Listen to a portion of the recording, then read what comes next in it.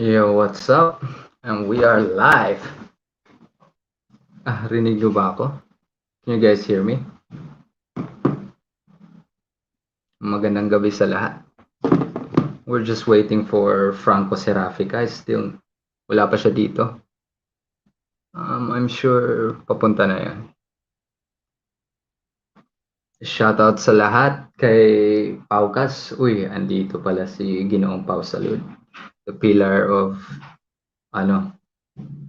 Philippine boxing. And si AG Sports din. Shoutout sa'yo kapatid.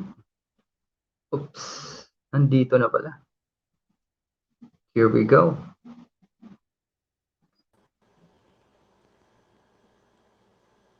Franco, ready ka na? Yeah. Give me 1 minute. 1 minute. I gotcha. Andito pala si No Curfew, Tomato Can. Shout out sa inyo. Loud and clear, We that's got nice. viewers already. Yo, we got man. Nagpapaganda lang po si Franco.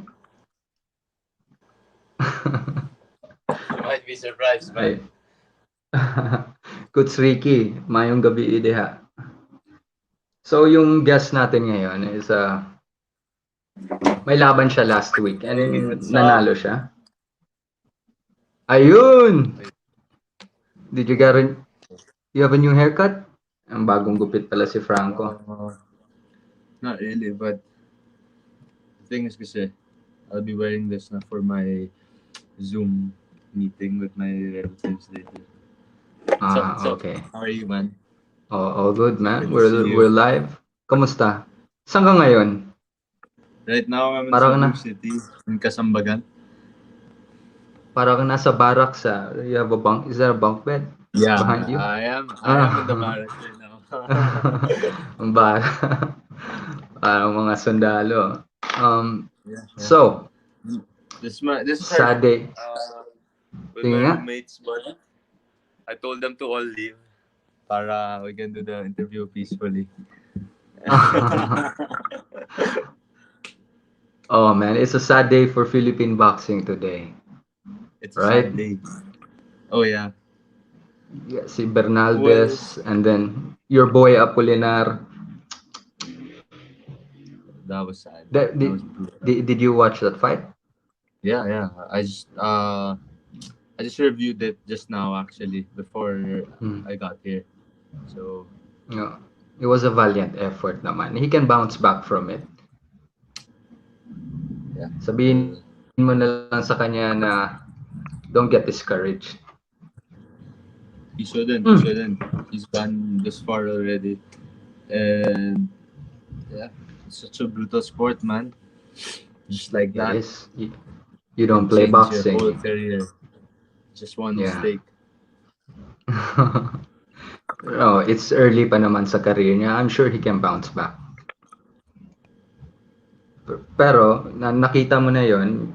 I mean, you know na how brutal the sport is. And then sa mga hindi nakakaalam, si Franco,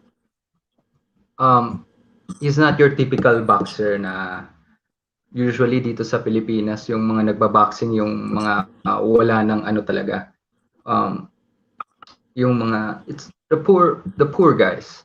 Yung mga mahihirap, a lot of times wala na silang ibang mahanap pa kundi boxing na lang. And they use that to, just to make money.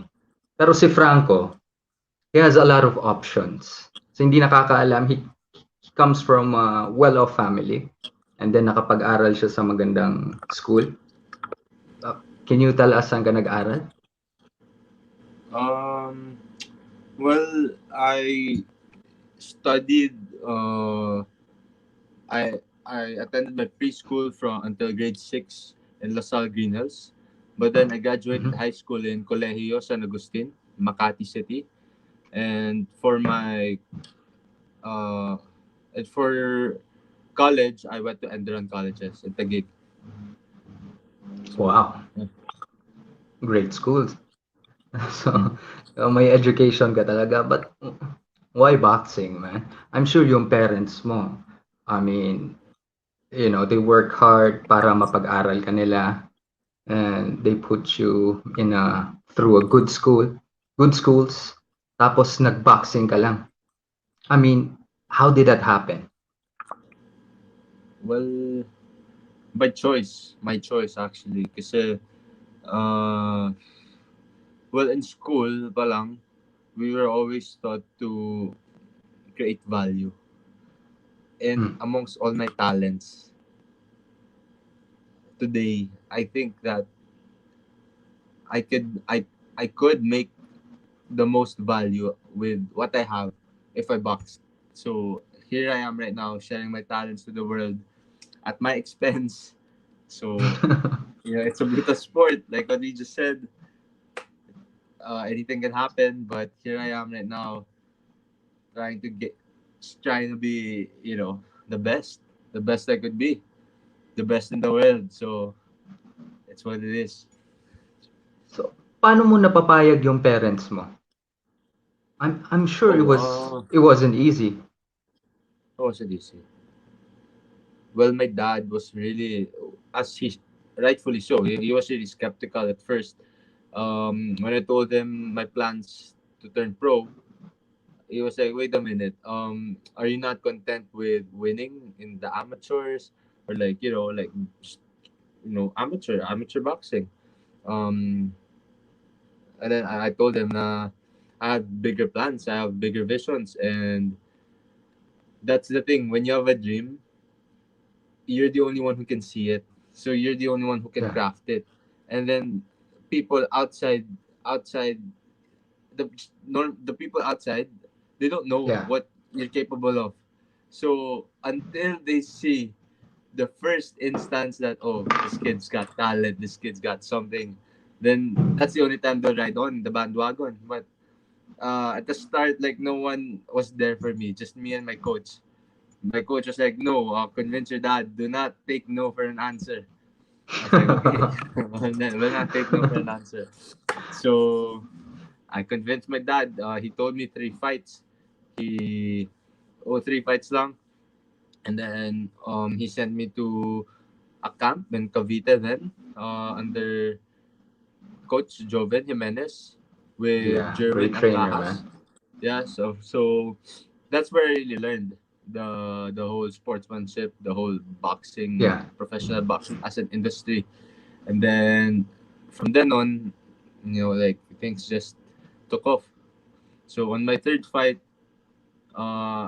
they all attended. My whole family attended. Luckily, it was a knockout, so I was able to convince my dad to go one more. I was like, "No, let's do one more because I have an offer in Bohol. It's quite far, but." And he Ah, was like, "Why Bohol? Why Bohol? Why this? Why that? That's far, and you don't even know who you're coming up against. It's not your own promotion. It's not this. It's not that." And I was like, "I'm Franco. Let's do these things." Let, let's talk about that Bohol fight. So your record today is 7 wins. Oh no, 6 wins, 1 defeat, Seven, and 0 loss. 7 wins. 7 wins, 1 defeat, and 0 draws. And your first defeat came from Jimboy Rosales. This is the Bohol fight, right? Is this the one you're Yeah, talking yeah, about? yeah. Uh, I think that was a controversial win I thought for I won the Jimboy. fight clearly. I I thought you really won the thought I won fight. the fight clearly, but that's okay. Like, I don't take anything away from Jumboy. He was a great Yeah, fighter, like a legit fighter. Like, he was just going at it, and yeah, it was a he good was, but experience. The he boos was from the complaining too crowd, much, man. the all the uh mistreatment from the referee because he was a Boholano too. Yeah. So all of that, like, made me who I am today, contributed a bit to who I am today. So I wouldn't take anything away from that experience. It's a good one. Who was your manager when you fought in Bohol? Nobody. Myself. No, ikaw lang pumunta doon. Yeah. I got an Walang offer. I backup. was like, okay, I'm taking it because I was a free agent. So any offer they'd give me, whether it was a bigger opponent, a smaller opponent, let's take it. Pero alam mo na that Brainless. was a bad move. Stupid. Well, you know. It's not I like know, that we but had a you're choice. yeah, but Not like we so had a you know choice when anyway. it was a bold move, pero at least alam mo Yeah. na that these things happen. Regardless kung anong pangalan mo, they don't care, man. 'Di ba? Basta yung bata nila, papaburan talaga nila. And kung sa hindi pa nakakita ng fight na yun, you have to watch that fight. You may think na he's a pretty boy, he's mayaman, you might think he's soft, but this guy is vicious. He is spiteful. And you can see it in his eyes. He wants to They don't hurt lie, you. Chico. The eyes don't lie, Chico. Nakita mo, I mean, okay, let's go to your fight with what's his name? Villaflor, si Keenan, Pulang Kabayo, The aka last guy I fought, no? the last guy you fought. Is his name Beautiful fight. Villaflor? I think that was the fight of the night. Oh yeah. Yeah, and people were really, really excited for that fight because Villaflor was hyping it up, si Keenan. Yeah. It was funny, he was calling you Frankie. Tapos ginagatungan pa namin. Sabi ko sa kanila, etong mga Omega boys, they're all pampered, they're all soft. Pakita mo sa kanya. Who said that? Kung, Who said that? That's not I said that. Omega boys. Sinabi ko, para to spice things up lang. Soft, bro.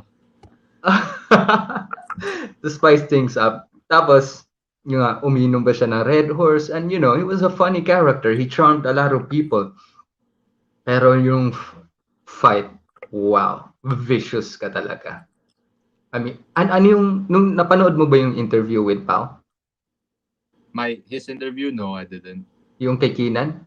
No? I didn't. You don't know that he was drinking Red Horse on I was just told about it, but ano yung ano yung reaction mo doon, knowing that you have a fight coming up, tapos he was drinking Red Horse, laughing at you? Well,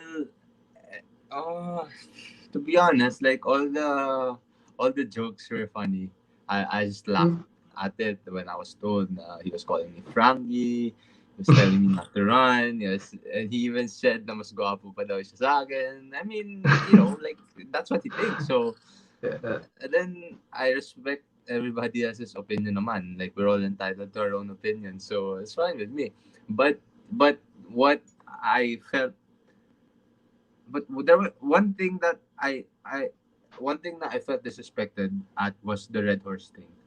Like we were What do you in, mean? like 1 week before the fight, and any boxer who's like a week before fighting, anyone who like drinks and then brags about it pa, is parang it's pretty much disrespecting the sport, don't you think?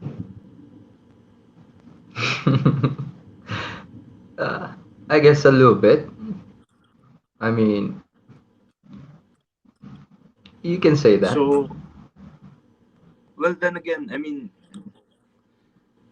but when I found out that he was drinking Red Horse, that made me more calm in a way na parang, okay, this guy, like, he's a joke.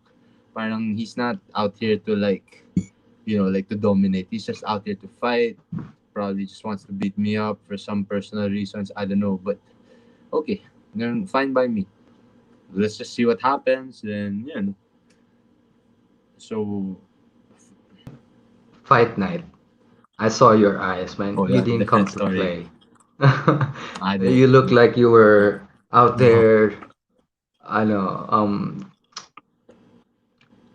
You look like you were gonna collect cadavers. I collect cadavers. Parang galit ka eh. Kitang-kita sa mata mo talaga eh. And you were. I mean, I like yung No mga fight yung is pinakita. personal. Not yet. Ha? No fight That has wasn't been personal. personal yet. At least Ah. not yet. So what was your approach in that fight? Well, my approach at fight was simple lang naman eh. Parang I go in there, I check him out the first couple of rounds, then after I collect the data, welcome to the Franco Serafica show. So to everyone who watched live, I bet it was fun. It was fun. It was good. It was solid. Good stuff. I have a More personal reasons to question. come to the next Kumbati. Exactly. Shout out pala sa Combati sa Omega Boxing. You've been putting out great shows. Salute to you guys. But I have a question for you. The way you fight, halata kasing may pinanghuhugutan ka. There's rage inside you. I mean, where is that coming from? Ah, I wouldn't say Is- may pinanggagalingan. I think it just naturally exudes with the way I fight because that's how I actually am as a person. Like Mhm. boxing, boxing is an expression for me. Like I express all my anger, all my resentment, all the pain that I felt when I was young. Like when it's time to fight, that's the only place where I could bring them all out. I could lash out, uh, pretty much. But yeah, because as a person, like I'm really chill. I'm really just laid back. Mm. I let things be as they are. But when it's time to fight, everything that all all the memories, all the dark times, all the pain I felt before, it just comes out naturally. So it's not really, you know, well, you can call it rage. Yeah, I agree. But yeah, so that's where it comes. Yeah. That's where it comes from. I mean, it shows when you fight. You have that fire. Kaya pag napansin ko pag tinatamaan ka, you don't cower. You don't shell up, but parang gusto mong bumato ulit agad. At Yeah. first, I wasn't sure. To be honest, I was excited na there's somebody like you na andito na sa boxing. Sinabi ko, I've been saying this kay Pau Salud na I think in order for boxing to become really mainstream here in the Philippines, somebody like you who, yung mga society people who they can get behind, they can, ang tawag dito, um, they can relate to. For example, because your type, if you keep winning, I mean, it's easy to put you on parang yung mga commercials, let's say bench shop, and you can appear in magazines like GQ, Mega, or Esquire. Pwede ka dun And then those people can get behind you, yung mga class A na market. I mean, you can tap into that, I believe. So, yung nakita ko, yung Thank laban nyo you. Thank you.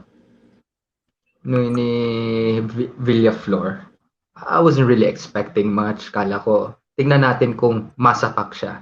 I saw you take a good right hand and it was like nothing. And nakikita ko the way sometimes when you miss, you control them and talagang hindi yung pa-pretty boy yung effect, talagang maldito kung sa Bisaya. Parang barumbado talaga yung Maldito. style mo inside the ring. Kaya it's a stark contrast kung saan ka. Kaya napatanong ako sa'yo kanina kung may if you have rage inside you kasi parang may pinanghuhugutan ka. Sa talk about your when you were growing up, when you were in St. Agustin or in yung Lasal, nakakapag do you get into fist fights? Oh yeah, definitely. A lot. A lot. Really? Yeah. With your classmates? No, upperclassmen usually. Upper class. Because my batchmates Kwen- weren't there. It's always the big boys. Kwento ka ng isang instance. Can we hear it? Well, like there were times na at that time kasi when I was like what my first year, second year high school, open parties were a thing, right? So like Hmm. I'd go there, and then little did I know that when I'd go to those parties, the whole seniors then were already waiting for me, because like that was the only time where they could lay their hands on me as a group, because like it takes a, it takes a lot to put Goliath down. So, so yeah, like they'd gang up on me, but I'd still fight nonetheless. Well, I had an older brother kasi also, so he was Ah. pretty maldito also Mm. around our circle. So like, no one would really like bully me or touch me then. So yeah, Mm. but that's one of the reasons why I boxed, because my trainer he knew that my trainer from Manila, si Jason, knew that if I learned how to box really well, all that angas, all that maldito-ness would go out the window, and I would never use my fists for illogical reasons, for Yeah. illogical and immature reasons. And so Mhm. that's what's happening now. Like, props to him. Like, my parents didn't even know that that was the solution then. Because I'd always get into fights. Like, always. Like, my teachers, the principal would always call my mom up, oh, your son, like, fought again. He punched this guy, this kid, like, whoever. But they sent me off to, like, to see some psychiatrist, psychologist. Like, I had anger issues daw, ganyan. But Uh, the only solution to all that was boxing. And today, all my friends are so, so proud of me, because they know how I was when I was young, and how I am right now. They uh, take boxing so much. you're spiteful, man. You're nasty. I can tell. Dun pa lang Yeah, sa that's it. Bohol fight. Oh yeah. So it was your mom who put you into boxing or your father? Uh, well, my dad would take me to the Pacquiao shows when I was much younger with Mm. my grandfather. So that's Mm. one. But there was also one time that my mom brought me to the local fitness boxing gym, and from there, like, started developing the love for the sport. Although one of the reasons why I'm really athletic is because I used to play basketball for all the schools I went, so both Ah. LaSalle and CSA. So yeah, So your family talaga are huge boxing fans. avid fans. Yes, my Ah, brothers, my grandparents, my titos and my titas, everybody. may mga classmates ka ba na kinakausap ka ayun na ano yung comment nila na nag-boxing ka na ngayon? Did they Well, expect that? the I mean, of all the people, like, I'd probably be the first to box, but Oh yeah. but but as for boxing as a career, well, they're all shocked. Like, why we're from a circle, or like we're from a world where we don't need these kinds of things Yeah. to get money or to succeed, Mhm. or like, to build a life where you can you know you can invest your future in. But as for me, like, I see things differently. Like what I said to start, I was always told to create value. So I see myself creating the most value when I'm boxing for the world. Mm. What is your goal? I mean, you're not just doing this for fun, are you? Or you have like may mas mataas ka pa na goal? Uh, Well, the ultimate goal is to be not only be a world champion in my weight class, but to actually be a pound for pound featherweight, best, right? to be a pound for pound great Oh. in my era. But the thing is, I started late already. But Mm-hmm. there's no some would say that, oh, you're old na, you started old, you started late, and that's something negative. But for me, I don't see it as something negative. I age like wine. The longer the older I am, the more sharper I get. The sharper I get. So here I am, um at 25. I feel like I'm still far away from my peak. And Mm. there's nothing wrong with that because I know that when I start peaking, it's going to be all hell's going to break loose. So yeah, I'm just looking forward to it. To be a pound for pound great when my time comes. I think it depends on your approach naman talaga eh.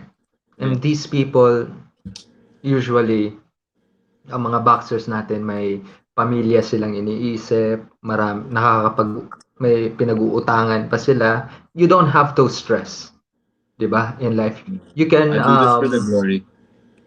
huh? I do For the this for the glory. glory. Yeah, you can focus all your time and energy into improving and into learning. Because wala kang yung anong kakainin mo bukas, kung ano papakain mo sa pamilya mo. You don't have that worry, am I right? Well, I wouldn't say that I do not have that worry completely because then again, I'm also Mm. aging. Like now is the Yeah. time where I'm supposed to be meeting people na I'd be like this is the age where I'm supposed to be meeting the right people whom I'm supposed to be building a future with, or the right Mhm. connections, the right circles, and with boxing, I'm missing out on all those other things. So hopefully through boxing, I get to meet those other things that I'm missing from my normal life. Ah, So this becomes my normal life. Then the people that I meet here are supposedly the right ones that supposed to be crafting a life with. you took business management, di ba? Do you have a business Entrepreneurship. on the side? Huh? Entrepreneurship. Entrepreneurship. Do you have a business on the side while you're doing this boxing game? No, no, no. I'm full You time. full I'm full time. time on Then this. you Yeah. can makaka-focus ka talaga. Yeah, it's doable, man. Very, very. I have investments on the side, but personal investments. But I Mm. mean, as far as investments go, they're passive. So yeah, Ah, all my time, all my effort, all my sweat, blood, and tears are poured into this. Right after I that's good. graduated from school, this is where I went to Cebu, man. Cebu. Lumuwas ka pa talaga ng Cebu, no? Para lang mag-train. So, Yeah, to box matanong ko for the lang. workers. What's that? Um, nasa roadmap mo na ba yung I mean, going, fighting outside the country right now? Or is Oh that yeah, definitely, definitely. anytime soon? We'll see. Maybe next year, end of next year, if I do really well with all my performances here, and if I get the big names already in my weight class here, then I think we're ready to go. But as for that, again, I have managers to worry about those things. Yeah. As a boxer, my only obligation is to be the best that I could be, and yeah, that's what I'm focusing on. But yeah, I'd love to fight abroad and share my talents and Mhm. excuse me, to share my talents and skills for everyone to see, for the whole world to see. Yeah, and And hone that's some why we're skills here. too, right? Kasi right now you have eight fights in total sa pro, Yes. right? It'd be nice to see if you get to fight more often. I think 4 times a year ka, di ba? You're Yeah, fighting yeah. 4 times. 4 times a year. Please, Omega, give this boy more fights. What's that? What's that? I said, please, Omega Boxing, give you more fights. Again, Once a again? month. More fights. Di ba kayo din? Sabihin ko kay Pao. Sure. Kasi, I mean, you started late. And I'm sure you get to, you get to hone your craft and skills and sparring. You spar how many times a week? Twice. Twice a week. And you Twice to have thrice. It strength. depends. It really depends on our coach. How often do you train, every week? Every day. Except Every Sundays. day, except Except Sundays. Sundays. That's good. You guys have yung parang strength and conditioning and nutritionist naman, di ba? Yes, yes. In the morning, On some days, I train twice to thrice a day. Mm-hmm. Sometimes just once during sparring days, but yeah, it really depends. On most days, either twice or thrice a day. So Na-experience mo na ba while sparring somebody or training with somebody na parang, eto, rich kid to, you know? Kasi dito sa Pilipinas, we don't have that racial divide. We don't have that. We kind of have the class system divide, yung parang mayaman versus mahirap. I'm sure pag may naka-sparring ka na ba na parang ganun yung trato sa'yo? Na gusto ko lang saktan because, yeah, you know, you're not like them. I've again I've sparred with lots of kinds of boxers already, and yeah, there was one time in Manila where I remember na I went to I think MP Gym is what you call it, where all the Mhm. boxers from the city, most of the boxers from the city, go out and spar. It's like a doghouse in there. You know, it's like a hella bakal gym, and then Mhm. it's really like dirty and all. But then that's where most of the boxers like go and grind it out with boxers they don't know personally. So then I Mhm. went there, and then at my first visit there, they were like, "Oh, this kid's just probably doing it for the gram or something like that." It's funny. Ryan Garcia. They gave me Wonder Boy, si Martin. That first Ah, time around, and then we sparred. The rest was history. That was the Martin? first time I went to that gym, and yeah, I was like, "No, this kid I, ain't doing it for the gram, man. I No way." I know you have a rule na sa sparring hindi niyo pagkakalat, but did you do okay against Martin? Yeah, I did. I did good. They did good. All right, that's I did really a good. lot of Like, that's all I'll say. that's good. That's good to hear. Malakas ba yung sumuntok si Martin? Yeah, it's pretty fast, pretty strong. I mean, we All sparred right. here also in Omega when he went here last year. Oh yeah. Yeah, he and Pagara went here to fight, and I was in the same card. And then like, both of us, our last sparring were against each other. So Mm. yeah. So sinasabi nila na you have this Floyd Mayweather style. Is Hmm? that and then ang dami nagsasabi sa comments when I was watching Pau's stream yung laban nyo. Para ka daw Floyd yung kanalaban mo, parang may dana daw. But yeah, I see some Floyd Mayweather in you, the way you defend and that the jab to the body, that's sweet. That's one of my favorite moves kay Floyd. And the pull counter, I see that in you also. But you have this awkwardness also na wala kay Floyd. That's where I Eh, get it. Pacquiao. Like I Pacquiao. really look up to Pacquiao a lot. I mean, I'm one of the when Pacquiao was speaking, I was like young, super young then, and I was like one of the dreamers. So I want to be like him one day, as a joke. Yeah, And I do see that. I do see that lead right hand mo, parang yung lead left niya kasi umaangat yung back foot mo while you're throwing that. That's a Pacquiao move. Yeah, now I see yeah, it. I think so. But one of the reason for that awkwardness, I have an explanation for that. Not all. My coach doesn't even. I think si Coach Jigboy, that's one of the things that he wants to take away from my game. But then, yeah, maybe he's right. You know, he's my coach after all. But if you let me explain like where I get that from, remember Bruce Lee's quote na be like water, shapeless, Yeah. formless. That's where I get my awkwardness from. Because Mhm. when people tell me na I box like Floyd, I box like this guy, that guy, parang to me, wait, parang it's a compliment, but at the same time, it's not, you Mm. know? Because I'm a firm believer of what Bruce Lee said.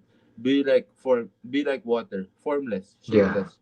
So when Mhm. you have that awkwardness in you, you're just basically liquid. Like Yeah. nothing can define you but yourself. So that's where people will say, "Oh, so that's Franco Serafica for you. That's Franco Serafica Mm. right there." And that to me is the most beautiful thing anyone could say.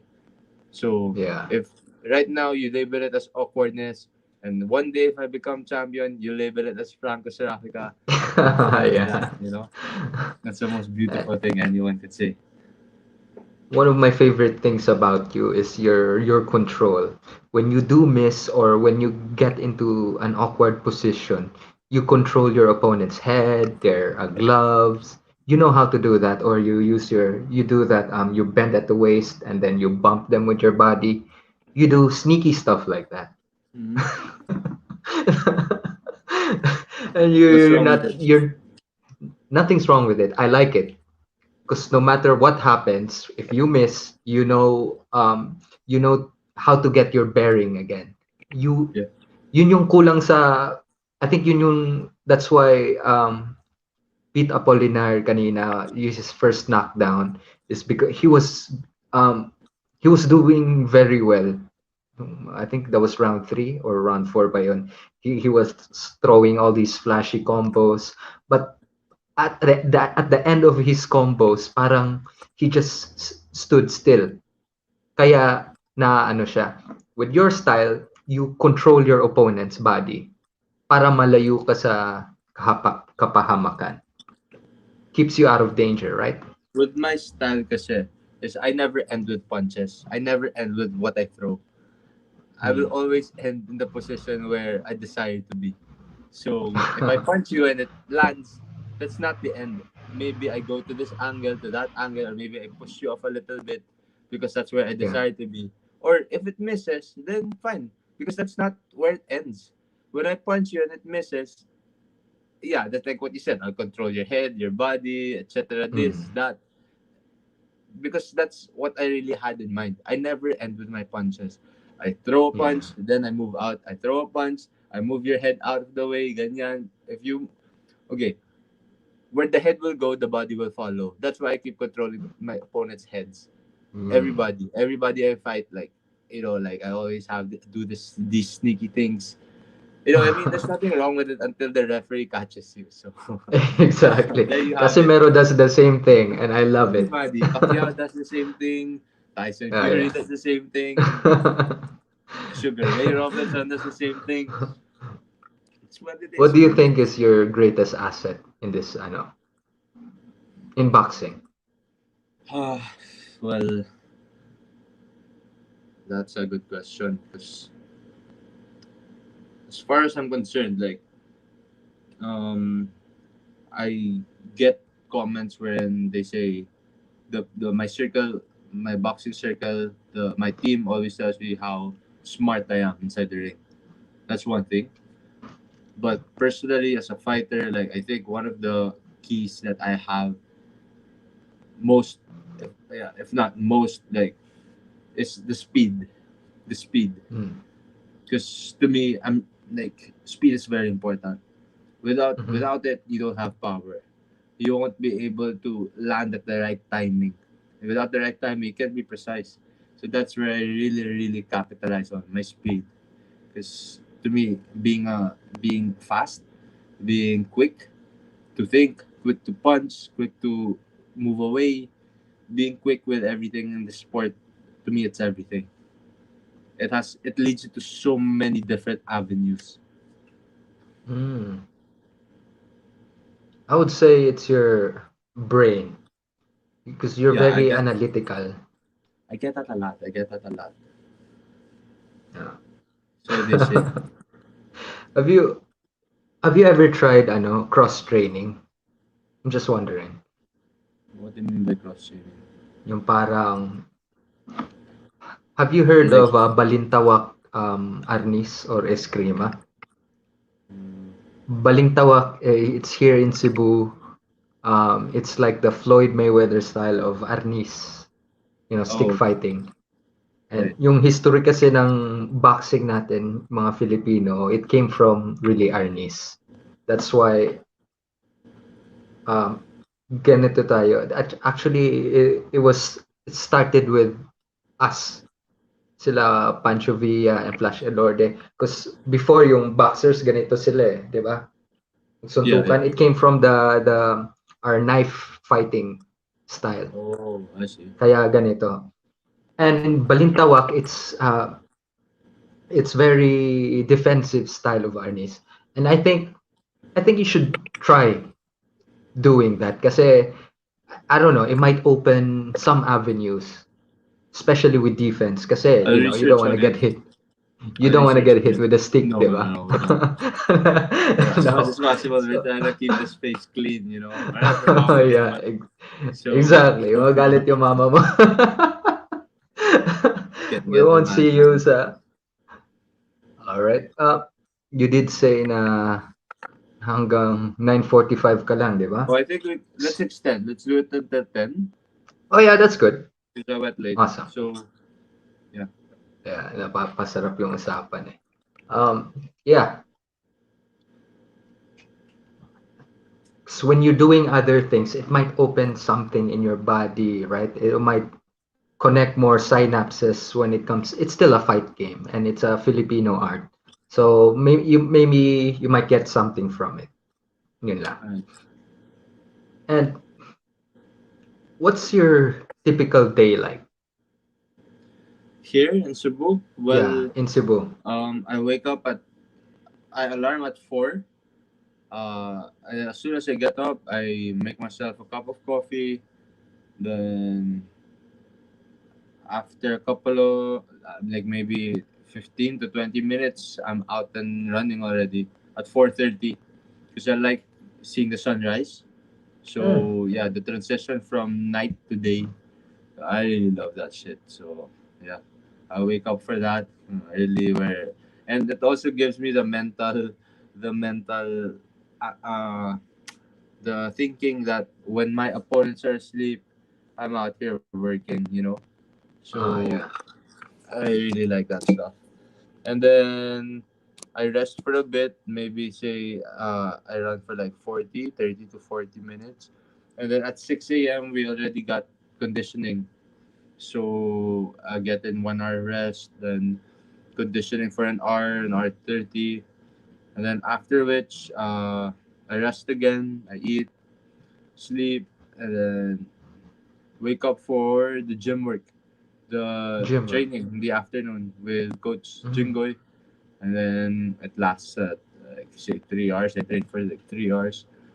So yeah, and then after which, I rest, I sleep, I eat, then I sleep. I mean, that's it's life. But Yeah. one of the things that I always remind myself to do on a daily is I'm the first one to wake up, I'm the first one to run, and I'm always the last one in the gym in the afternoon to leave. I'm always the last to leave the gym in the afternoon. So yeah, that's as far as I'm concerned. That's how my day goes. That's good, man.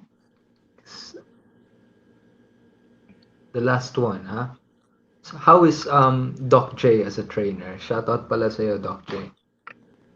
Ano yung Doctor sinabi is niya? really good.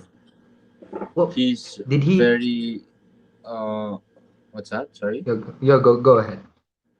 Like he's very futuristic with his ideas. One of the things that I really like about him is that he really is keen on his research. Without R&D, it's Mm. really hard to it's really hard to hone something that's one of a kind.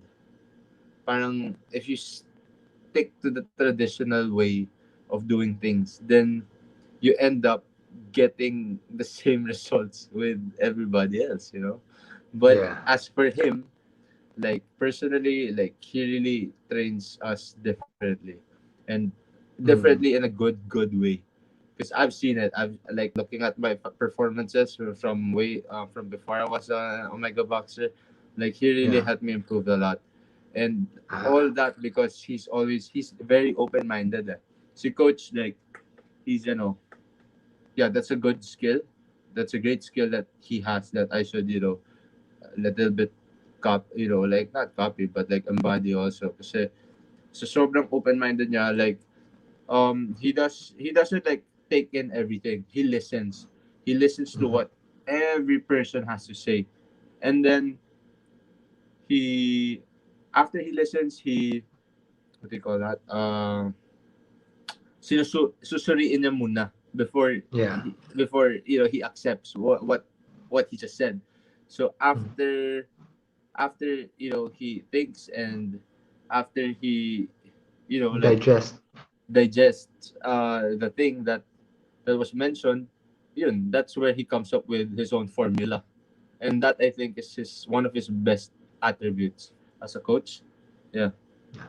He seems very passionate talaga si Doc Oh J. yeah, Ah, very passionate. Like, it motivates me to do the same. Kasi yeah. I've never I've never worked with anybody who is as passionate as him. As a coach, Mm. no.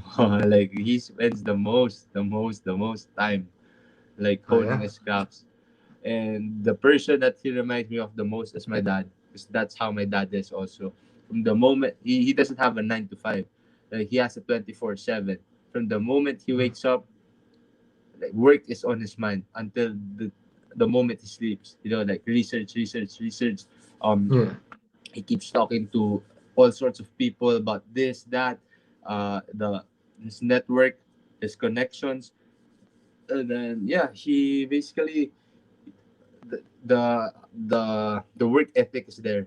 Very hardworking, very passionate, very, wow, like, sobrang sipag na talaga.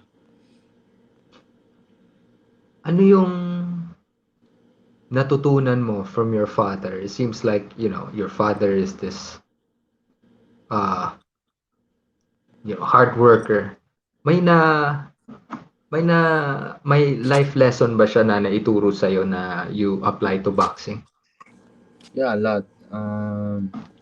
Almost all, I would say. Like, my my dad will always tell me to keep myself disciplined. To not do things that will, slow my progress down, or, like, that will keep you away from reaching my goals. So that's one, the discipline that he always reminds me of. But when I'm at home in Manila, when I'm with him, like, he's more of a, I'll show you, then I'll teach you, rather than I'll just Mm. tell you to do this, do that. No, he really teaches by example. He leads by example. So just watching him do things naturally, you tend to pick up from there already. And then he advises you pa on how to better yourself, how to hone your craft, how to, like, do things better. So, yeah, from there, before you even get to that point wherein he teaches you, you've already seen the right way of doing things, and then you add your own flavor to it. Mm. So that's how I work, pretty much. And I'm really, really thankful for my father for instilling these qualities and these traits, and Did, made me the boxer that I am today. did he ever smack you in the head? Lalo na pag nakipagsuntukan ka sa school dati. Uh, well, he would get mad at me, but not to the point that he would smack me in the head. I mean, that's too much. Never. He would get mad at me. Like, he would whoop me with a belt before, when I was young, a 90s kid. uh, Yun yung uso. uh, Yeah, yeah. but yeah, that's it. Like, of course, we're boys. So, I have another question. May girlfriend ka na ba? I'm sure a lot of the ladies here would like to know. May mga oh, right now, no, I'm single. Just focused on boxing. get out of here. Single? Kailan ka last nagka-girlfriend? A long time ago, actually. A long time ago. Really? hmm Wala namang nililigawan, nothing like that. I mean, when they come, they come. When they go, they go. So, I see. I but here guess in you're Cebu, folk. none yet. No. Ah, okay. you guys don't go out and party yung mga kasama mo sa gym, your stable mates. Well, even if they did party, like I don't think. Uh, well, I'm sure they party. But, like like I think I go different places compared to them. I I see. So you're not the party boy type. You like to keep it to yourself. And I attend parties or social gatherings if I have to. hmm. If I have to. Because before, I used to see boxers at the club, tapos dala-dalawa babae nila. I'm not gonna name names, but Which kaya club? pala natalo tong gago, inom ng inom. Masyadong nagpaka-rockstar. Anyway, I'm glad na there are guys like you who's pursuing boxing. Thank you. In general, I'm so happy na a lot of us Filipino, we have, our role models, meron tayong yung parang mga athletes, fighters. I think that's um, ingrained na talaga sa DNA natin yung pagiging fighters. Kaya when we see a warrior, we just automatically we just support them. Tingnan mo yung mga support kay Casimero, people like Ancajas, kay Magsayo. Iba talaga mag-support yung mga Pilipino, no? Very passionate fans, yung mga Filipino boxing fans. Very, very. Pretty I just wish soon. that Yeah. we get to make, me personally, one of my goals is right now I'm not so keen on like the media stuff yet, like to be famous, to be recognized, not Yeah. yet. Like let me hone my craft first, let me be the best that I could be, then we'll get there. Yeah. But when I do get there, I really do hope that I'm that person who brings boxing, the Philippine boxing, to a mainstream, to a household level. You know what I mean? Like make it make boxing the talk at home. Like say Yeah. like what Pacquiao did. Every time Mhm. he'd have fights, it's a family thing, you know. That's one of my dreams also. Like aside from being the best, I want to do good for the sport because I want to do good by the sport and do good for the sport. So yeah, like I really hope that I could bring boxing to a mainstream level, to a household effect level. So in that way, we give more glory, we give more, we put up more resources, we put up almost everything for boxing. Like how basketball is, like how famous Yeah. basketball is here in this country. Like I really hope that we get to give boxing the We've same. been talking about that with Pau Salud, yung tipong mga meron ng Lasal versus Ateneo, Oh yeah, college level boxing. It'd be super nice. And I think you have you have the right stuff to be able to do that. To bridge the, you know, the let's just say mga well-off and then mga you know the hindi mayaman at saka mayaman. You know what I mean? And you can bring in the ladies, of course. Pag andyan na yung mga female fans, let's mas see. dami pang manonood talaga ng boxing. Sa totoo lang. Mas maraming mga lalaki na maging boksingero. Hindi lang yung, kasi a lot of our guys here, especially the big ones, they just want to go to basketball and all that. But boxing, we're good at that, man. I think nasa DNA natin yan, nasa dugo. And we excel in that. Surely. Bagay din sa body type natin, di ba? And ngayon, lalo-lalo na Yumir Martial is coming up, right? It's gonna be in middleweight division, and that's that's elite level stuff. The people who are fighting there are elite level. So slowly, there are characters like you, like Yumir, na talagang bringing more eyes to the sport.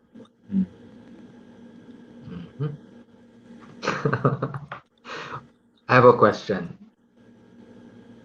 If maglaban si Casemiro and Nonito Donaire, who do you think would win? Well, Uh, I think it'd be a good fight. Like we all know, it would be a good fight. But as for the verdict, uh, let me keep my thoughts to myself. Yeah? that's a cop out. let me keep myself. Let me keep my thoughts Good to answer. myself. But I think we all know it's going to be a great fight. Like, definitely, It's a great fight. definitely a great fight. And Yeah. like to be at 50-50. Like say I do Mm, have a winner in my head, but I'm not saying that it's for sure. Like mhm. it's a toss up between Casemiro and Donaire.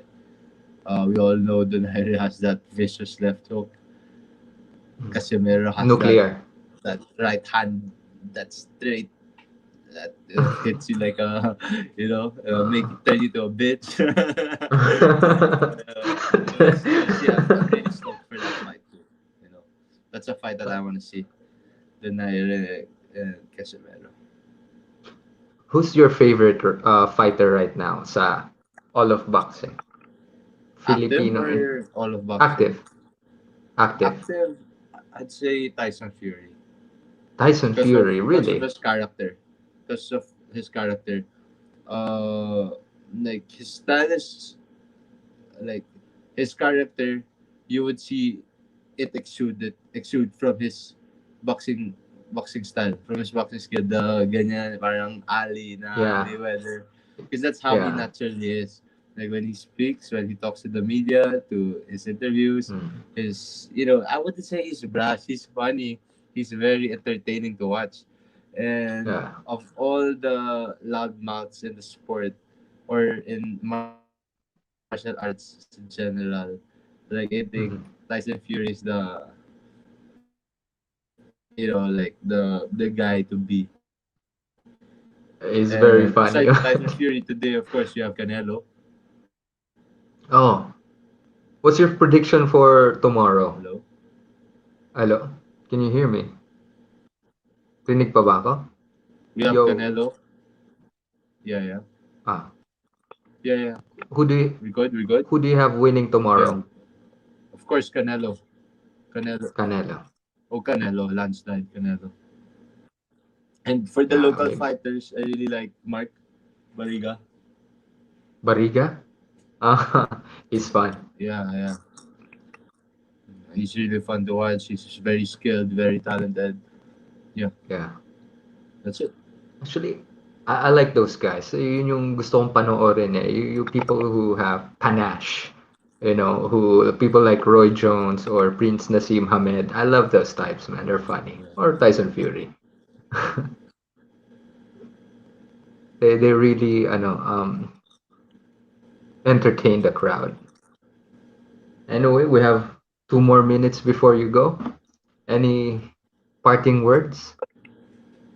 Well, I just hope that everyone who gets to watch this interview podcast, like, I really hope you do support me.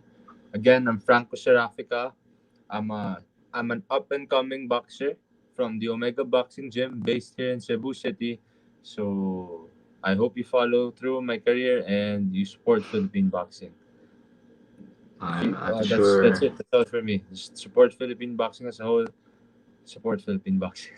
So because like us boxers, we really give it our all. Like we dedicate our lives, our whole lives to the sport. And this is such a brutal sport. I remind you, like one false move, one mistake can turn your whole life around. And we do this for you. We do this for you, for our families, for everybody. So I really do hope that you get to support me, Franco Serafica, and Philippine boxing. That's it. Thank you very much. Well said. I'm sure maraming susuporta talaga sa because you have a very fan friendly style and you're an Really. interesting character. You really give it your all, 'di ba? I'm sure people would agree. Anyway, thank you very much for coming here, man.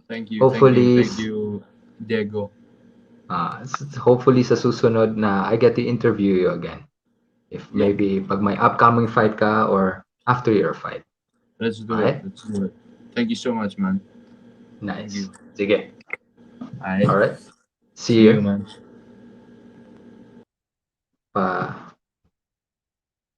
Guys, kung may gustong umakyat, akyat kayo. Sorry ha. I couldn't answer your question kasi hindi pa talaga ako magaling dito eh. I get confused when I have to listen to Franco and then magbabasa pa ako ng message. I hope I can have Serafica on my channel. Gago. Just ask him. May gusto bang umakyat? Come on, join me guys. Kahit saglit lang. Let's try. Prepper. Heil Prepper.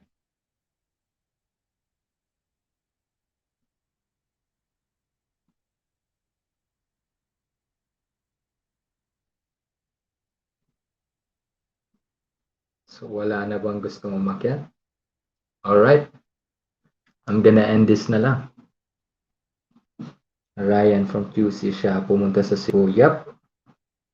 Nagpunta siya ng Cebu to train after nung defeat niya after nung natalo siya sa Bohol na sabi niya nga na hindi kaya pag siya lang. Kailangan na talaga ng management or ng promoter. Uy, may guest. Sino yan? Ayun. Hey man. How do I do this? There. I'm in. What up? Yo. You're in. Kamusta? Sayang, di ko naabutan, man. I was editing kanina. Kamusta, man? Congrats sa ayos lang. podcast mo.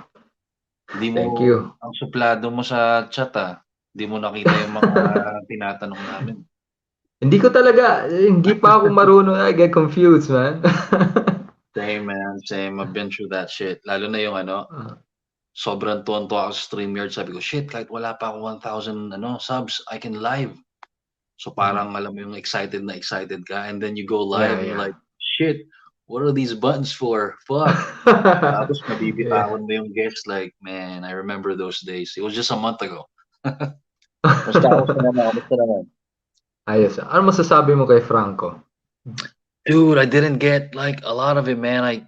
Siguro mga 10 minutes lang, bro. Sabi ko, shit.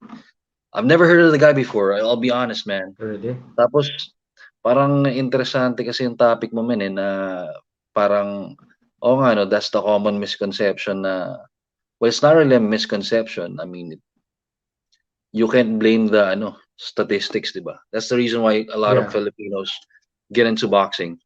Like, sabi nila Jonas Sultan, nila Jeron Cas, yun talaga yung reason nila to get out of poverty, and then, kumbaga parang big leap from where they are.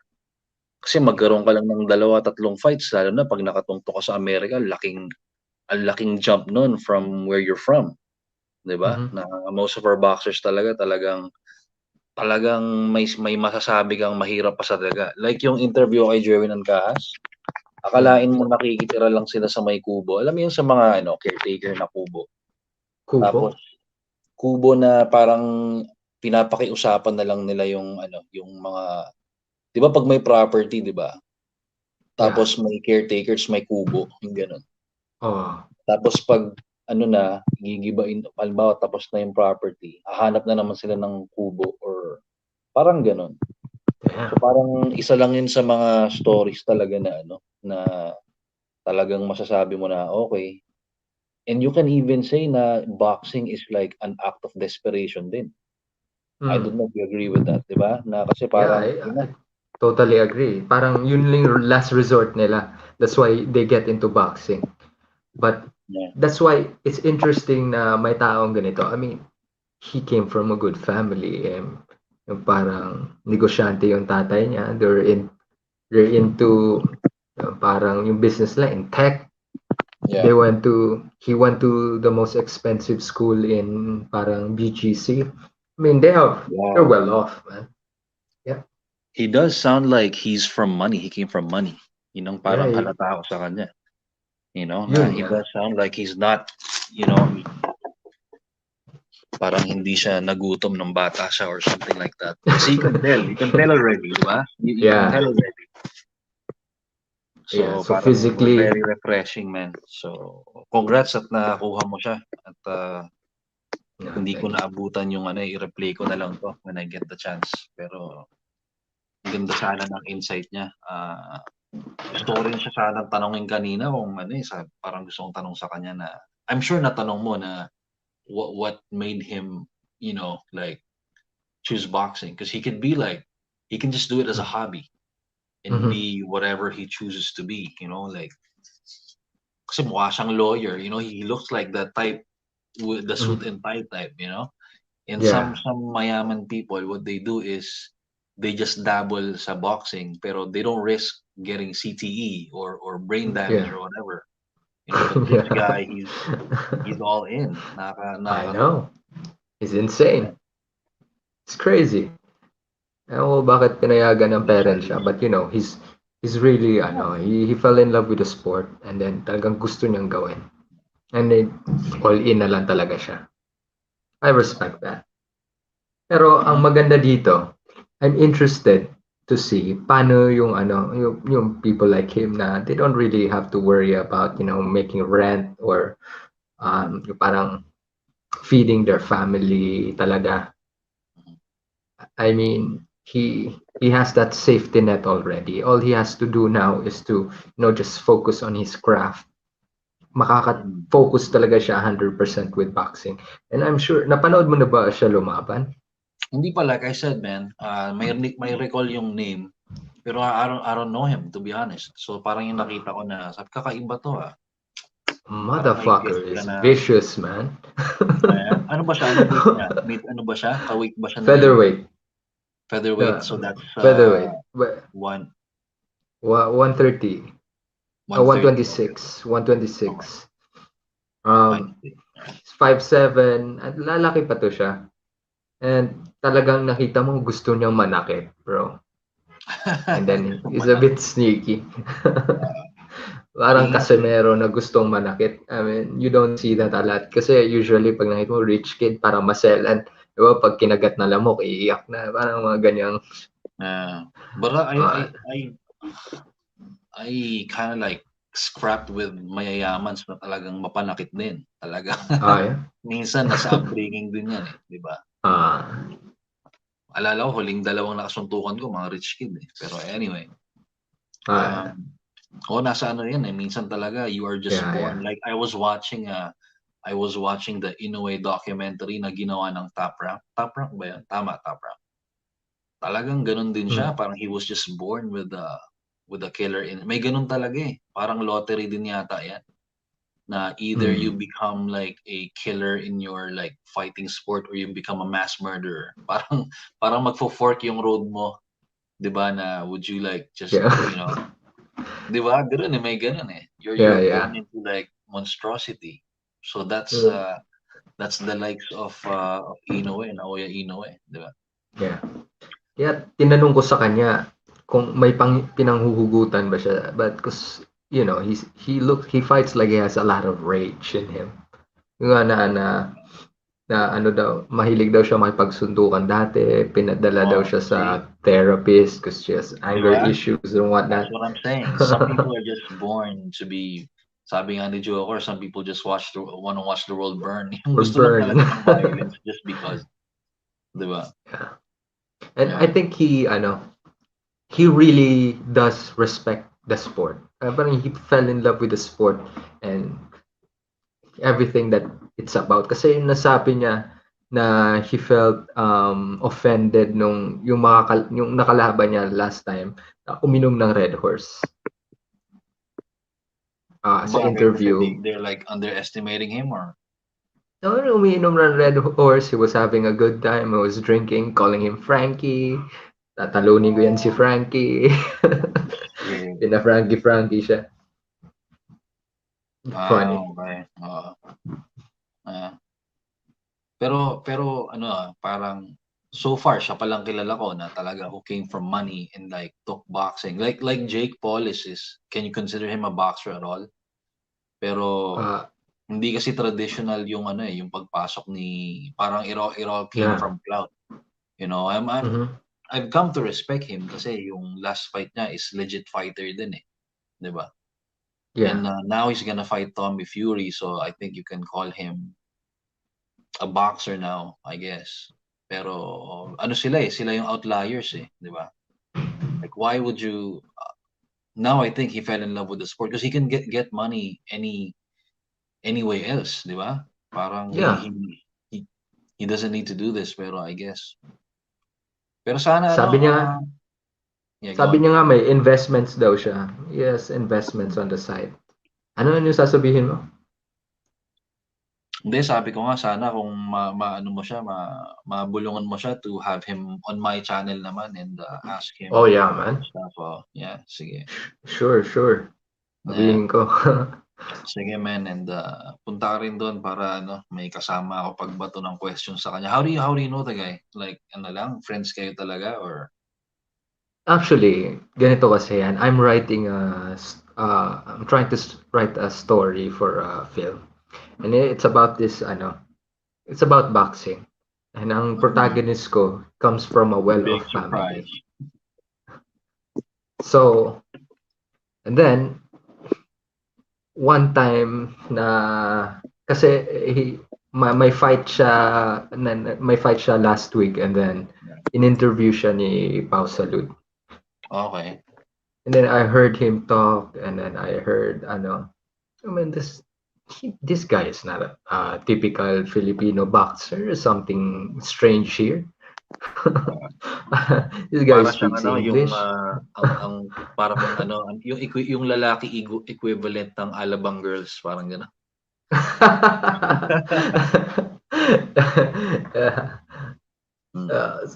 So sabi ko, what the hell? Kasi ayun, sabi nga graduate daw. So, that's interesting. And then yun, I looked for him on Instagram. Ay nakausap ko pala siya na-interview ko pala siya sa kay Pau. And sabi ko sa kanya, I wanna talk to him more and ganyan. Ayun, in-invite ko na lang siya dito. Okay. Nag-usap na rin kami nag-chat kami. And we talked on the phone. Interesting, no? Interesting character. I wanna see more of his fights. Oh, na-curious din ako eh. Like when you said he fights like he has rage. Parang yun eh. Parang I think we need more Casimiros in our ranks. Sa totoo lang. I mean, sometimes Casimiro goes overboard, pero I think though we need more of that. And Magsayo is a little bit parang ganun din. Although he doesn't brand himself as one. Medyo makulit din si Magsayo, di ba? So he has that so I think kasi kompleto na tayo sa mga humble fighters eh. 'Di ba? Diyan na sila sina Jerwin, sina Jonas, diyan na sila this and that. Si Yumir ganun din yung brand niya. Humility ganyan. Pero we need yung yung mga trailblazers talaga na immortal to, yung mga ganun kasi that's the typical Filipino men eh. Yun ang Filipino talaga eh, 'di ba? Like, 'di ba sa kayong magbabarkada, walang nagpapatalo eh, 'di ba? Pero pag nahaharap tayo sa mga foreigner, parang masyado tayong basang tupa na parang 'di ba na dude, come on. I can't blame them kasi yung unang salta ko rito, ganun din ako. And then I realized, tangina itong mga to, parang tayo lang rin itong mga to eh, tumatay din. Exactly. We have that colonial mentality still na pag nakita tayo ng puti, tingin kaagad natin superior. Di ba na parang mas mataas I think we have to remove that mental slavery na tinatawag. Wait, how do I see if may pumasok? This guest. Nare-reminisce ko yung unang beses ako nag-stream yun.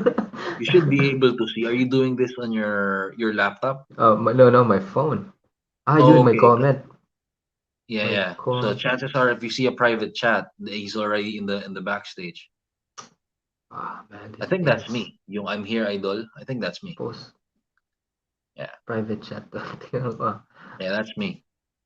Makikita mo siya. It's gonna pop like below the main screen. You're gonna see like parang grayed out na monitor ng guest mo. Yeah. Sabi ni Al Ryan, Mercito Hesta, lived a comfortable life before he did boxing. Oh, interesting. Parang nga. How about Yumir Marshall? He didn't come from straight poverty, di ba? I mean, napanood ko yung may video siya, sabi niya na when he was growing up, no, they were not, it wasn't like dirt poor, pero hindi sila mayaman. And then kung magkakapera man yung tatay niya daw, binibili niya ng gatas for Yumir. Kaya lumaki si Yumir. Imagine mo, no? That pressure, man. You're like, bibigay, may pera tayo, bili natin pampakain ni Yumir para lumaki. It's beautiful, man. Diba? Great story. Anyway, yung ano pala, may kakilala akong promoter, nag-usap kami dati sa ALA. Sabi niya, may mga boxers na pinapunta kay Golden Boy, kay Oscar De La Hoya. Nag-sign. Tapos yung mga boxer na yon doon pinatira sa bahay niya. And then pag kumakain daw, ini-invite daw, kain kayo dito sa kasabay ni Oscar. Nahihiya daw sila, parang they keep to themselves. Dito lang kami sa gilid. Nakakahiya naman. Pero nagigilid talaga eh. I don't understand that because you're missing out on an opportunity to pick his brain, diba? Like I really think, man, talk to this guy. That's an easy one. It's like decades, even centuries of ingrained indoctrination. Na, paglalabas ka ng bahay, head down, grades up, yung gano'n, di ba? Na pag dapat ganito, opo, ma'am, sir, ganyan. I think that's so Filipino.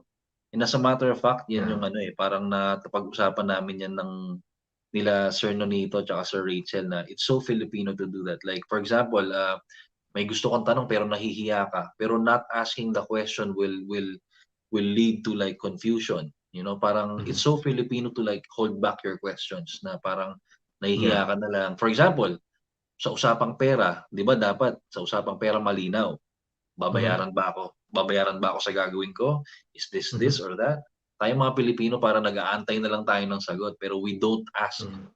So parang very Filipino talaga eh. Siguro our boxers are the same way. Kaya nakakatuwa yung sinabi mo na yung may boxers na nagpunta sa bahay ni Oscar para nahihiyang kumain kasabay na, dito na lang kami, sige, okay lang kami dito. So, it's so inferior thinking. Yeah. So, ang problema dyan, nga, so ikaw mahihiya ka, you don't wanna speak up. Pero pag nagkaanuhan na, magagalit ka rin. Oo, kasi repressed diba? Repressed. Parang yan parang yung kumuha ka ng yaya or kasambahay. Diba? Opo ng opo. Pero pag halimbawa, papatulang ka talaga. Lalabas yung pagiging laking bukid or whatever. Diba? May ganun eh. Or halimbawa, yung sabihin na natin boy ng isang, let's say, tindahan or gagalangin ka. Pero pag once na nakanti mo, kakantiin ka rin. Yun naman ang rin natin na kasi repressed nga, puro po, opo, puro bao, ganyan. Pag medyo na gising mo yung Kraken, talaga makikipagpatayan, lalo na mga Bisaya, di ba? Mga nasa southern and extreme north din, mga Ilocano rin, gano'n.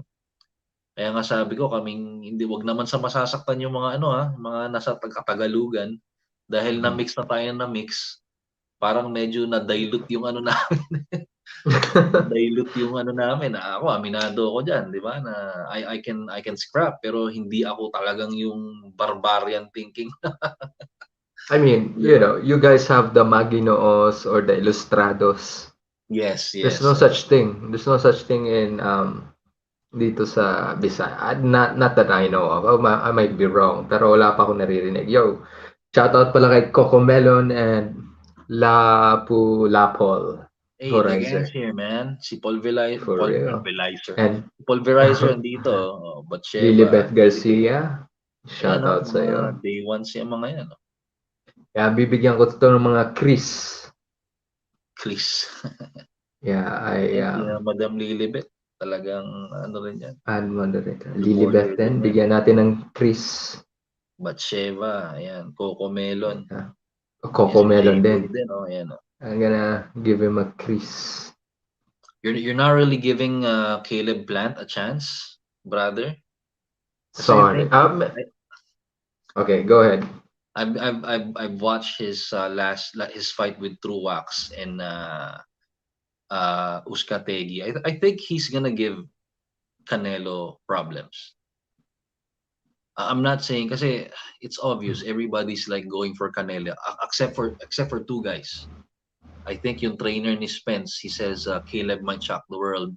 And then yung isang kalbong guest ni Mike Tyson sa Hot Boxing podcast niya, I think he's someone's manager, some boxer's manager. Dalawa lang. Tapos si Freddie Roach, he gave it a 50-50. Tapos, really? Yeah, he gave it a... Ewan ko anong galit ni Freddie Roach against Mexican boxers, pero that's the only reason I see, like parang, bakit? Dahil Mexicano si Canelo. You racist old part. One thing is for sure, Caleb Plant is gonna come in to win, unlike the rest. Yeah, we're just there for the paycheck. Yeah, they're there for paycheck, and you know what? I don't wanna open up a whole can of worms here, pero I think he's really coming in to win. And he has Caleb Plant. He has a chip on his shoulder. Remember, her daughter died. So al laking al laking paghuhugutan ng ang laking paghuhugutan ng emotions yun. Yung ganun, 'di ba? I remember yung yung pinapanood ko yung laban ni Sultan tsaka ni Caraballo. Sabing ganun ng commentator, I asked Sultan's Corner what advice they gave him. Yun yung napupuruhan na siya eh. Ang sabi daw sa kanya ni Coach Joven, I just told him it's for your family. Parang sa pamilya mo to, bay. Parang gano'n. Parang talagang ano na lang. Tapos, saktong-sakto after ng round na yun, talagang nagbumawi si Jonas. Bumawi talaga. Bumawi, ang galing. Ang galing ng ano. His mother died too. Tama. So, pero alam mo na shoutout sa'yo, Sina Mosea. What? Sina Mosea, shoutout. Napaplastikan na ako kay Canelo. Kasi the reason napaplastikan na sa kanya, man. Because the reason why they had a near brawl sa kanilang face-off is Caleb called him a motherfucker or something, which is it's so common sa face-off. Tapos he interpreted it as you're telling me I fuck my mother or something like that. Tapos months back Canelo was cussing someone out during his press conference, calling some black boxer motherfucker. Yeah. So I'm like, get the fuck out of here, man. Ganun yung boses niya. si Andrade. Get the fuck out of here. This is not about you. Get the fuck out of here. Yeah. Get the fuck out of here. Yeah. Pero Caleb Plant has to do it for the culture. Imagine you're getting bossed around by a Mexican and you're a white guy in America. Come on. Oh, man. Sorry, man. I love my Mexicanos, pero syempre Team America ako, man. 'Di ba? Na parang never nakarating ako Mexico twice, but I don't really parang anong ginawa mo doon? I bet Tijuana ka, no? Kasama ko naman yung jowa. Okay. Kasama yung jowa ko doon. Mahirap tumakas pag Oy, Kuya J-Boy, shoutout sa'yo. I know he knows Canelo what I'm talking about. Si J-Boy, Canelo owns the border daw. Nakidnap yung di ba? Yung kapatid niya. Nakidnap ng cartel. Isa sa mga... Yeah, I've heard about it. Yeah. That's crazy. Kaya nga ayoko magbanggitin yan yung C-word na yan. Kasi totoo yan. C-word? Yung sinabi yung grupo nila, talagang they do like, basta. Mga kanelitas. Pero yung laban na yan, man. Totoo yung sinabi mo yan. Caleb Plant is here to fight. You know. He wants to ang laki ng niya, kumbaga sa Tagalog malaki hugot niya dito. Yeah. Kasi una pa lang talagang walang nagbigay sa kanya ng props Parang everybody's like rooting for Canelo, yung mga managers, trainers, boxers. Yeah. Bibilang lang sa isang kamay yung nagro-root kay Caleb Plant. So, I think he has a chance. Not a lot, pero may keys to victory siya doon. Well, The we thing will I hate about definitely Blank, see. We'll definitely see gaano siya katibay. Because we already know he can move, he can box, he's fast, he's long. Pero paano pag tinamaan siya ni Canelo? Diyan kasi yan eh. yeah. Personally, I'm predicting na Caleb Plant will make it look like a great fight. For a good fight. He will give a good fight until tamaan siya in maybe 7th to 9th round knockout. I hope I'm wrong. I'm not a big fan of Canelo. Kasi for all the drama surrounding him, yung parang all the rehydration clause, yung mga short notices, I'm not into that. May kaso siya, he was suspended for 6 months. Sa akin, question mark yun. You know? Sa akin, question mark yun na nabahiran ka na. For example, sa MMA, John Jones will never get the same respect he had kasi nabahiran na siya. TJ Dillashaw of UFC din, ganun din. Kahit na you paid your dues, ginawa mo pa rin. You juiced. So parang ang hirap sa akin, yun, ganun sa akin yun, man. Kasi that's life altering. Like what happened to, if you guys are familiar with MMA, si Michael Bisping, dating lumalaro sa UFC, he lost an eye fighting a guy juiced up to the gills. Tapos nalaman lang months after. So binawi yung decision but he still paid for it. Kaya glassed yung left eye niya. Was it left or right? Yun ang consequences pag yung kalaban mo hindi pantay lumaro kasi may superhuman strength kay. 'Di ba? Sa akin big deal 'yan, man. Sa totoo lang, I think karamihan dyan, the guys on top, they really do that.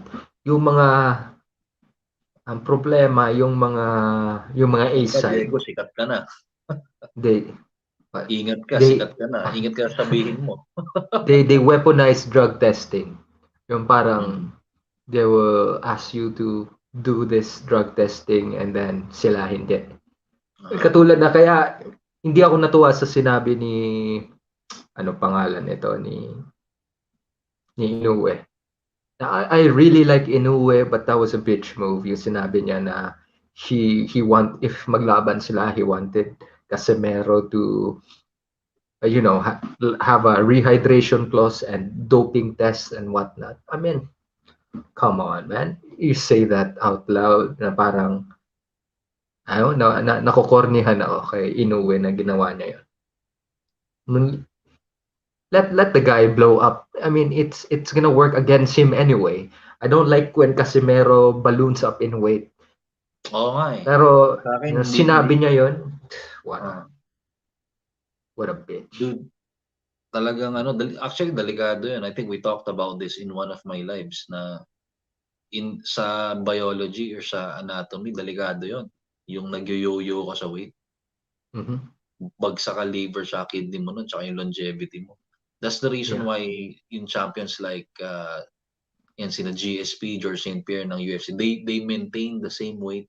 Siguro naglalaro lang sa 5 to 10 pounds. They really take it seriously. Ang result, yung longevity nila. Yeah, diba? Exactly. When you have to starve yourself, dehydrate yourself, para kang ginawang pasas, para matanggal lang yung weight, your body goes into a shock. Kaya napansin nyo, after nila pag alis nila sa scale, inom agad. Pero dahan-dahan lang, hindi sila pwede lumaklak kasi patay sila pag ganyan, di ba? Yeah, susuka sila. Man, it's crazy. Anyway, the science. Ay, may nag-ano pala dito. Mandirigma, shout out sa'yo. Oh, ito si di ba? He's the guy who runs with Pacquiao, di ba? Sino? Ito, si Mandirigma ba to? Mandirigma Angeles. Pa-confirm nga, sir. Mandirigma Angeles. Kanina, na ano ko mag-comment where do I know you? I met you. Pero, really? He's the guy who runs, yan yung day one ni Pacquiao eh. If I'm not mistaken, kasi same ng IG niya yung I follow the guy. Sir Mandirigma, if you're Mandirigma Angeles, pa-confirm and shout out na rin, sir. And Ginoong Ricky Escototo, Kapalo kaasa dinhi Dubai ang away ni Cuadro Alas. I'm sorry but wala akong kabalo. Dubai. Uy, Yeah. si Tomato ka, nandito rin pala. Oo nga eh. One of the originals yan.